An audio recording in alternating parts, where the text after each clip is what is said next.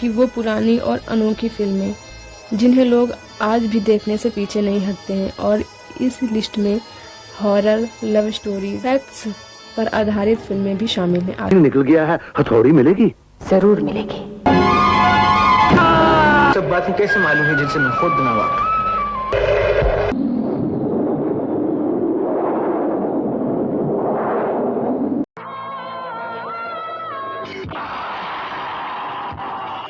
कौन सी है वो फिल्में जानेंगे इस वीडियो में, तो बने रहिए इस वीडियो के साथ। और ये सभी फिल्में लगभग 90 के दशक के आसपास बैठती हैं। इस हवेली में मैं रहती हूँ, रहने का मतलब है अपनी मौत को दावत देना।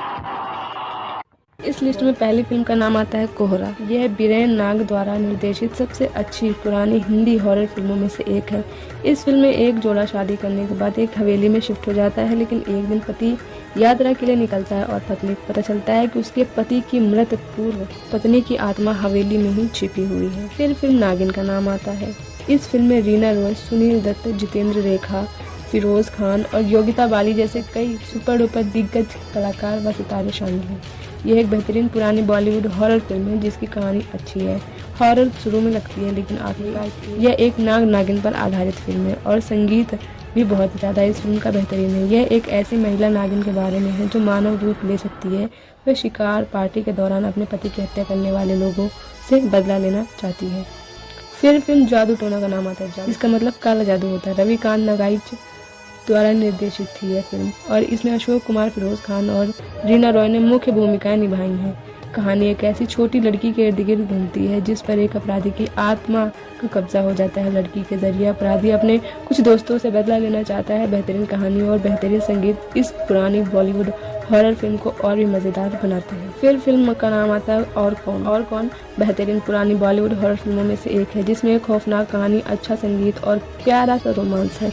फिल्म में एक आदमी अपनी कॉलेज की प्रेमिका से प्यार करता है, लेकिन जब वह उसे पढ़ाने के लिए उसके घर आने वाली एक बुजुर्ग महिला के बहकावे में आ जाता है तो चीज़ें एक बुरा मोड़ ले लेती हैं। इसके तुरंत बाद वह महिला आदमी के बेडरूम में मृत पाई जाती है और वह एक आत्मा के रूप में उसे परेशान करना शुरू कर देती है। फिर फिल्म दहशत का नाम आता है। इस पुरानी बॉलीवुड फिल्म में डॉक्टर विशाल एक व्यक्ति में जानवर की क्षमताएं डालकर उसे सुपर ह्यूमन बनाने के प्रयोग पर काम कर रहे होते हैं, लेकिन यह प्रयोग तब गलत हो जाता है जब डॉक्टर की पत्नी गुस्से में आकर तैयार सीरम को डॉक्टर के शरीर में इंजेक्शन कर देती है।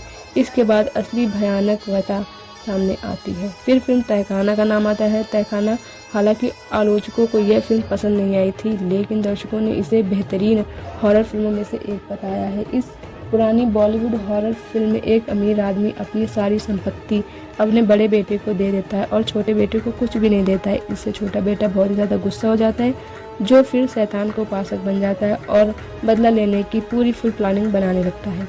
फिर पुराना मंदिर का नाम आता है। पारिवारिक श्राप, राक्षस, कई भयानक दृश्य और इन सब के बीच एक नवोदित रोमांस के साथ पुराना मंदिर ने क्लासिक हॉरर के लिए गुप्त स्थान हासिल किया। इससे पहले कि यह एक ट्रेंड बन जाए, इस पुरानी बॉलीवुड हॉरर फिल्म में एक महिला और उसके परिवार को एक शैतान के सेवक द्वारा श्राप दिया जाता है। मैं तुझे अपने आप पर दया नहीं आता? दूंगा बस।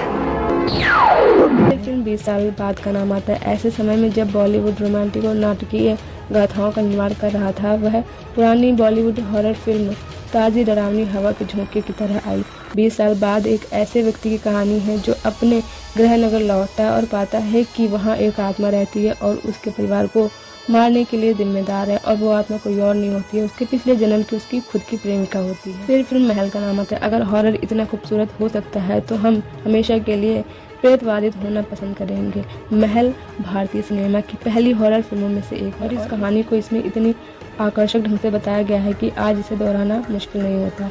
यह एक ऐसे आदमी के बारे में है जो एक हवेली में जाता है और एक महिला के सपने देखना शुरू कर देता है। आकर्षक मधुशाला जो कहती है कि वह उसके पिछले जन्म की प्रेमिका है। फिर फिल्म मधुमती का नाम आता है। इस रोमांटिक म्यूजिकल में एक अलौकिक तत्व है जो इसे भयानक और रहस्यपूर्ण बनाता है। मनोज कुमार और वैजंतीमाला जैसे दिग्गजों की मुख्य भूमिका वाली यह बॉलीवुड हॉरर फिल्म एक ऐसे व्यक्ति की कहानी बताती है जिसका एक हवेली में अस्थायी प्रवास पिछले जीवन की यात्रा बन जाता है। फिर फिल्म पूनम की रात का नाम आता है। हालांकि यह एक डरावनी फिल्म है, लेकिन इसमें भरपूर रोमांस और भावनापूर्ण गाने हैं जो इसे और भी ज़्यादा मज़ेदार बनाते हैं। इस पुरानी बॉलीवुड हॉरर फिल्म में दो लोग छुट्टियां मना रहे होते हैं। जब उनमें से एक को अचानक अपने गृह नगर के लिए निकलना पड़ता है, तो जब वह दोनों उस जगह पर पहुंचते हैं तो ये देखकर डर जाते हैं कि वहां एक आत्मा का वास है जो बदला लेने पर आमादा है।